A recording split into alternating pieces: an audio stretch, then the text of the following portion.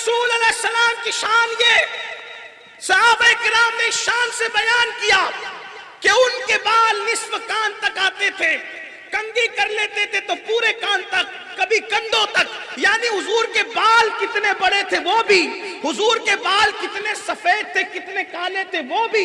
یہاں تک صحابہ نے بیان کیا 19 سے زیادہ بال اللہ کے رسول کی داڑھی کے سفید نہیں ہوئے تھے.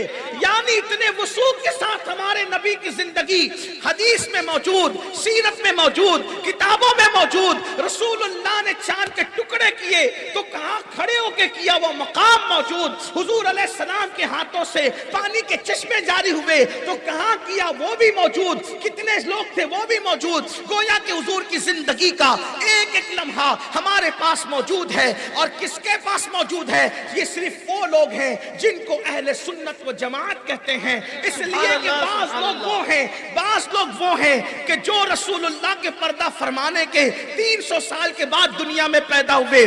اس طریقے سے کچھ لوگ وہ ہیں جو 1857 کے بعد دنیا کے اندر آئے. لیکن اہل سنت و جماعت کا معاملہ یہ ہے کہ جو عقیدہ صدیق اکبر کا تھا، جو عقیدہ فاروق اعظم کا تھا، جو عقیدہ عثمان غنی کا تھا، جو عقیدہ مولا علی کا تھا، جو عقیدہ کربلا والوں کا تھا، جو عقیدہ بدر و حنین والوں کا تھا، وہی عقیدہ آج اہل سنت و جماعت کا ہے. اسی لیے جنت اسی کو ملنی ہے جس کا عقیدہ صحابہ اور اہل بیت کے عقیدے کی طرح.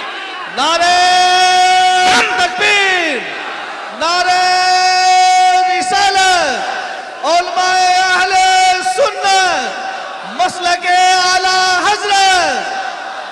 ہم پوری دنیا کے کلمہ پڑھنے والوں کو، صوفیہ اور اولیاء کے ماننے والے یہ پیغام دیتے ہیں اتحاد امت کی ضرورت کل جتنی مسلمانوں کو تھی اس سے زیادہ آج مسلمانوں کو ہے. کیونکہ شام جل رہا ہے، فلسطین تباہ ہو رہا ہے، عراق کی اینٹ سے اینٹ بج رہی ہے، کسی جگہ مسلمان سکون اور اطمینان سے نہیں ہے. آج اتحاد امت کی ضرورت زیادہ ہے. لیکن امت میں اتحاد کیسے ہوگا؟ کوئی کچھ بکے گا، کوئی کچھ بکے گا، کوئی کچھ بکے گا تو امت تو لڑے گی. آؤ اپنے مولویوں کی باتیں